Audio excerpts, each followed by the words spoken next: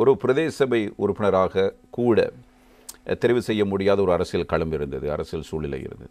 அதனை தாண்டி அப்படியே அதிகூடிய வெறுப்பு வாக்களோடு பதுளை மாவட்டத்தில் நாடாளுமன்ற உறுப்பினராக தெரிவு செய்யப்பட்ட சந்தர்ப்பத்தில் உங்களுடைய மனநிலை எப்படி இருந்தது?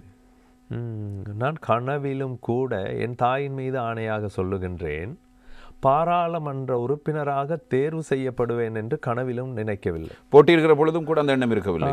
இல்லை. அதாவது கட்டாயமாக எங்களுடைய சிரேஷ்ட என்னை விட எங்களுடைய பிரதேசத்திலே, அதாவது வெளிமட ஊவப்பர்ணகம் பிரதேசத்தை சார்ந்த தினதாச ரத்நாயக்க என்பவர் என்னை விட மூத்த ஒரு தோழர்.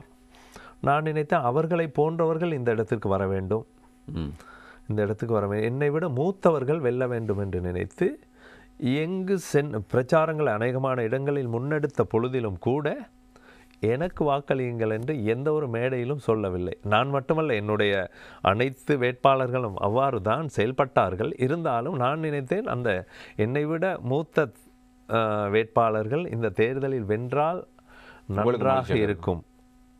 அதனால் நான் கனவில் கூட நினைக்கவில்லை இந்த பாராளுமன்றத்துக்கு உறுப்பினராக தேர்வு செய்யப்படுவேன் என்று. என்றால் தோல்வி சம்பந்தமான அனுபவம் இருந்ததால் இதையும் ஒரு தோல்வி இருந்தேன். அதனால் பெருசாக இதை அலட்டி கொள்ளவில்லை. ஆனால் என்னுடைய அமைப்பு வெல்ல வேண்டும் என்று அயராது தொடர்ச்சியாக இன்றும் அதே நிலைப்பாட்டில் இருக்கின்றேன். அதாவது அன்றை விட இன்று நாங்கள் வேறு விதமாக செயல்பட வேண்டிய தேவை இருக்கின்றது.